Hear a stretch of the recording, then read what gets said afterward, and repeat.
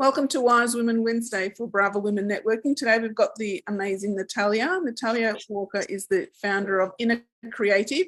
She's passionate about supporting women to reconnect to their creativity and inner wisdom, and then clear any blocks to creating the life and business of their dreams. One of the ways we can block ourselves is through procrastination, and that's okay.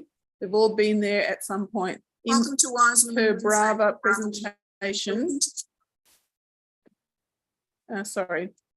In her Brava presentation, Natalia will help you discover what's been holding you back and ways you can get through it. So come with a particular project or task that you'll like some traction on. By the end of our session today, hopefully you'll have a clearer path forward. Over to you, Natalia.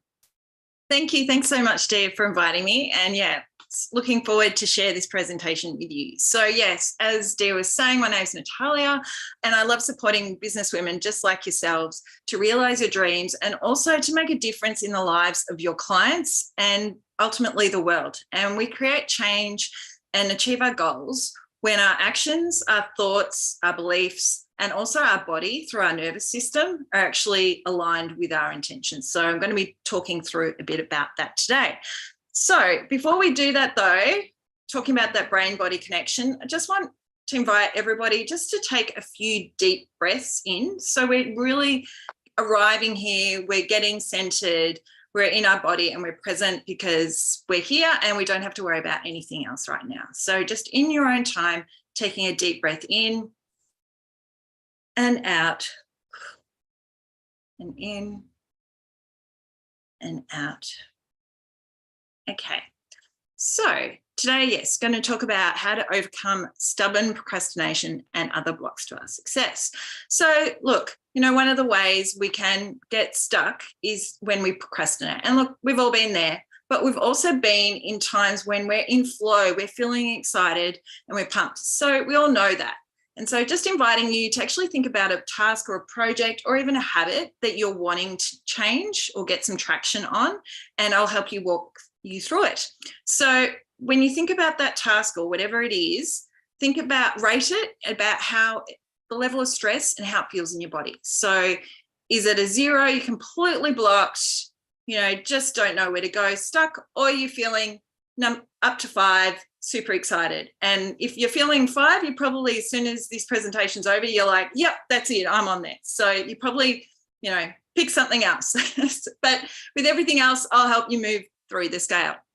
So in terms of experience, what I've actually found is there's sort of 2 levels of procrastination. When we talk about procrastination, there's what I call that resistance to starting. So that's sort of that low level resistance that you might feel a stress. And so it's like a 3 to 4 out of 5.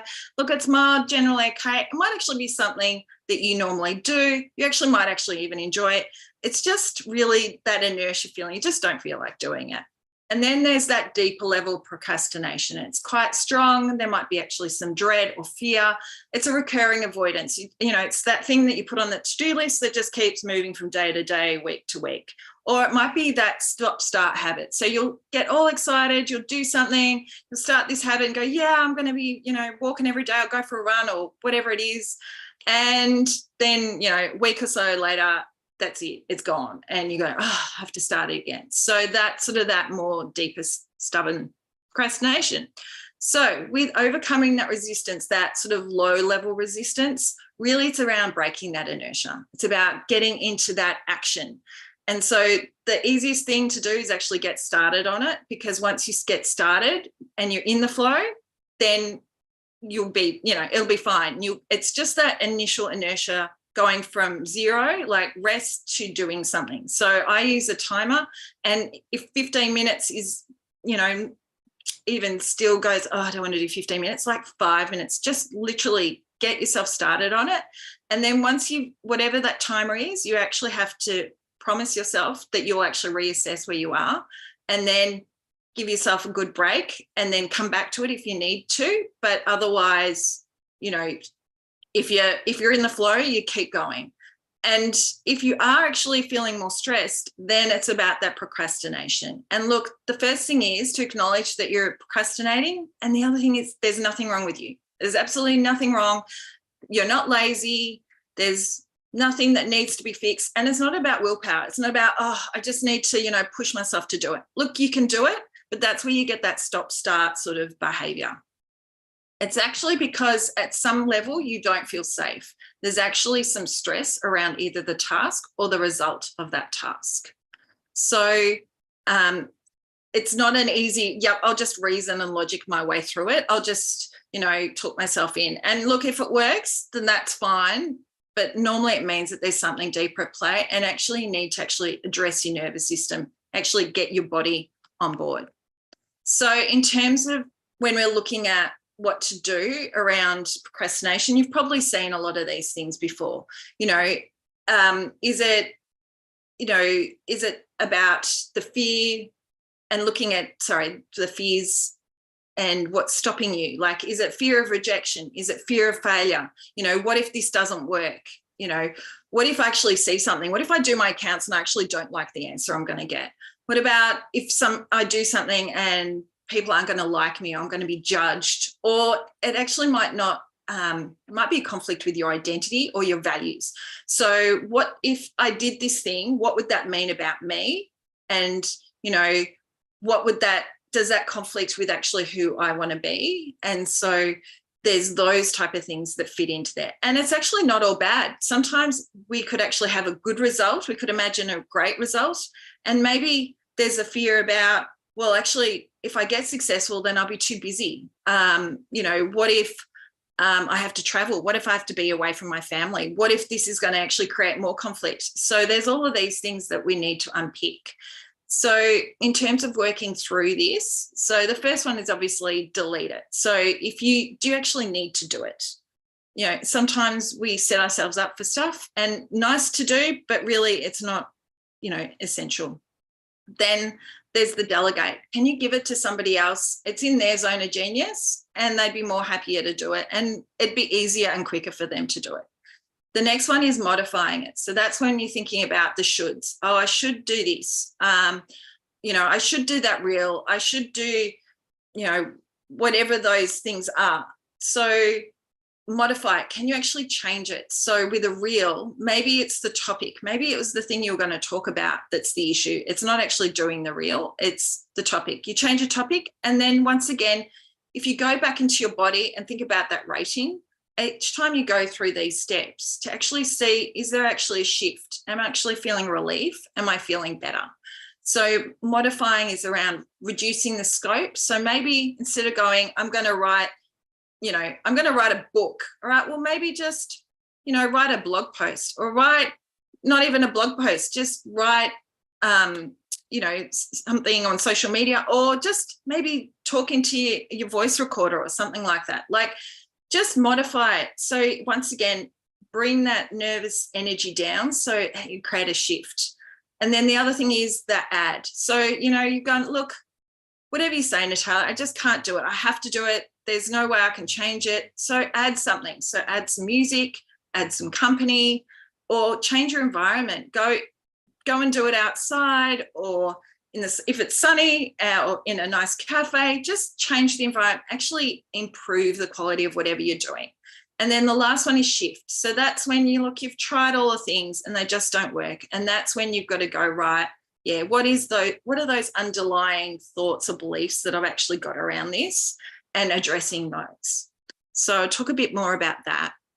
So it's about tuning into your body, and once again, going, what feels better, what feels good, and actually regulating your nervous system. And so it's actually not about like pushing it down and going, it's actually about acknowledging it and actually sitting with that discomfort. And so, look, this is where, if you can't do this by yourself, you actually go to a professional, you know, go to a therapist, go to someone for support. But it's actually about sitting with whatever that uncomfortable feeling is and doing either some deep breathing, you know, self-holding, give yourself a hug while you do it, yawning, just even breathing with your hand on your heart instantly helps you focus in on your body. You know, going out into nature, hugging your pet, hugging a person, you know, all of those things, just calming that nervous system so that it actually, you're signaling that whatever you're wanting to do is safe. because at this point in time, it's not safe. So if you're thinking about doing this task and you start breathing into your belly, then that's actually signaling to your nervous system that you're safe. Okay, so the other thing is to choose a better feeling thought in that direction. So for instance, you know, I can do hard things. I've got through hard things before. This too shall pass. Or, you know, I am lovable regardless. Whatever happens, I am worthy of love. I am loved. Or I'm open to, you know, working on this. I'm open, or I'm willing, or I am working towards this. I'm getting better at this. I'm practicing. All of those sort of things help just break that, you know, that stress around it. And then the final thing I said, you know, you can do is around that mind body. So that's when you work with another practitioner. I do what's called Psych K. So that's when we use left, right brain integration techniques. And they've actually shown in brain mapping that it produces an objective and radical change in brain activity. And so you get into a whole brain state. So your brain is actually communicating, both sides of the brain, communicating to each other, and there's that flow of data. So once again, it's not rocket science as in, all right, well, it's done. It's not magic. You actually still have to do it. But it means that when you do the task, you actually don't have that stress around it. So ways that I can help you, I've got 33 tips in my Procrastination Buster handbook. So some of those in those different sort of categories around what you can do. I've actually got a co-working session that I run twice a month. That's on, the next one is the 6th of June. I also do a Get It Done package. So that's where with something that's really stubborn, you can come and I'll work through either reframing it or working through that Psych K integration. And then we work on that. And then you actually have the support of the co-working session as well, so that you've actually got someone there to hold your hand while you do it. So you've also calmed your system, but you've actually created an appointment that you'll do it. Or if you want to, you know, work with me on an ongoing basis, then I have my clarity and accountability packages. And if you're not sure, book in a free chat. So I've summarized all of this presentation and a few of my other free resources, and you can get them at innercreative.com.au/guide. Thanks so much for this opportunity. Any questions? Thank you, Natalia. That's wonderful. Now, please reach out to Natalia if you